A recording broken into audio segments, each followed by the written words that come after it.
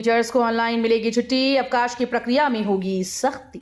उत्तर प्रदेश में अब शिक्षकों के सभी प्रकार के अवकाश ऑनलाइन स्वीकृत किए जाएंगे। बेसिक शिक्षा विभाग ने परिषदीय विद्यालयों में बिना अनुमति के गायब रहने वाले शिक्षकों और कर्मचारियों के खिलाफ सख्त कार्रवाई करने का निर्णय लिया। अब अगर शिक्षक और कर्मचारी बिना बताए अवकाश पर रहते हैं तो उनके खिलाफ कार्रवाई की जाएगी। बिजली बकायेदारों के लिए इस दिन से शुरू होगी समाधान योजना। यूपी के अयोध्या में मिल्कीपुर के विद्युत उपभोक्ताओं के बिजली बकायेदारों के लिए एक मुश्त समाधान योजना आ गई है। 3 चरणों में चलाई जाने वाली योजना की शुरुआत 15 जनवरी से होगी, जिसके तहत बिजली के बकायेदार बकाये का 30% जमा करके योजना का लाभ उठा सकते हैं। यूपी में 6 महीने तक सरकारी कर्मचारियों की हड़ताल करने पर रोक जारी किया गया आदेश। यूपी में सरकारी कर्मचारी व सरकारी सेवाओं से जुड़े कर्मचारी अगले 6 महीनों तक हड़ताल नहीं कर सकेंगे। इस संबंध में आदेश जारी कर दिया गया है। यह आदेश उत्तर प्रदेश अत्यावश्यक सेवाओं के अनुरक्षण अधिनियम 1966 की धारा 3 की उपधारा के अधीन शक्तियों का प्रयोग करके जारी किया गया है।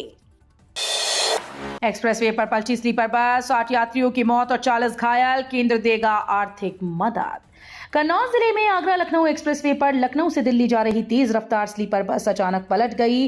हादसे में 8 यात्रियों की मौके पर मौत हो गई, जबकि 40 से अधिक सवारियां घायल हुईं। घायलों को राजकीय मेडिकल अस्पताल सैफई, राजकीय मेडिकल कॉलेज तिरवा और सामुदायिक स्वास्थ्य केंद्र सौरिक में भर्ती कराया गया है। बीएचयू डिग्रीज में बढ़ाए सुरक्षा के इंतजाम, QR कोड के एक स्कैन से सामने होगा छात्रों का डेटा। अपने 104वें दीक्षांत समारोह में बीएचयू ने परंपराओं को सहेजने के साथ ही कुछ जरूरी बदलाव भी किए। इनमें सबसे प्रमुख डिग्रीज में किया गया बदलाव है। बीएचयू से मिलने वाली डिग्रीज इस बार न सिर्फ अंतर्राष्ट्रीय मानकों के अनुरूप होंगी, बल्कि सुरक्षा की दृष्टि से बेहतर होंगी।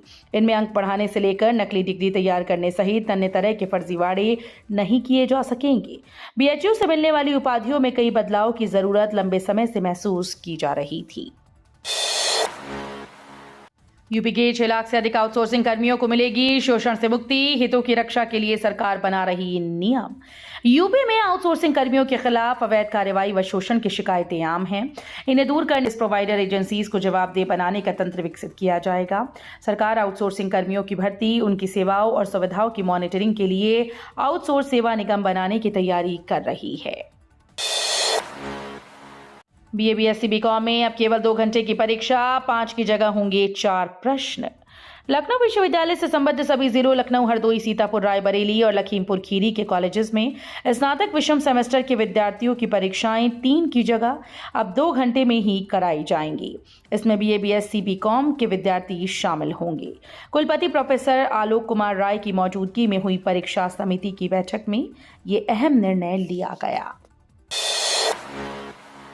यूपी में घर का सपना होगा पूरा, फ्लैट्स पर 1 से 2.5 लाख तक की छूट। राजधानी लखनऊ में घर का सपना पूरा करने का सुनहरा मौका है। लखनऊ विकास प्राधिकरण की ओर से आकर्षक ऑफर दिया जा रहा है, जिसके तहत LTA के फ्लैट्स पर 1 लाख से 2.5 लाख रुपए तक की छूट दी जा रही है।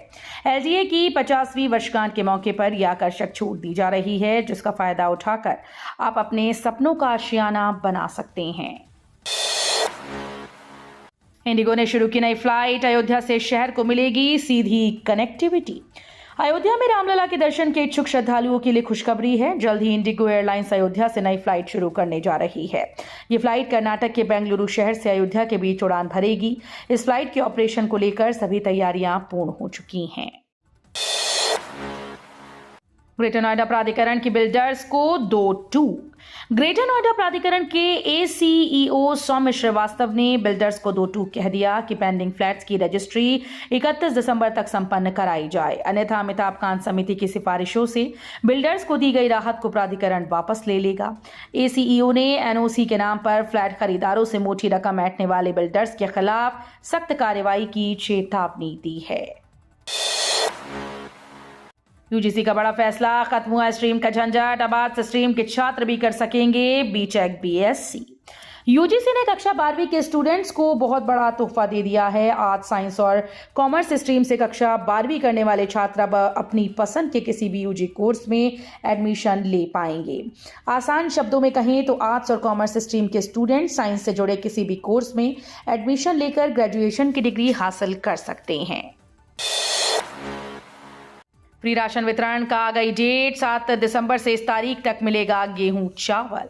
अंत्योदय और पात्र गृहस्थी लाभार्थियों में खाद्यान्न का वितरण 7 दिसंबर से शुरू होगा। वितरण का यह सिलसिला 25 दिसंबर तक चलेगा।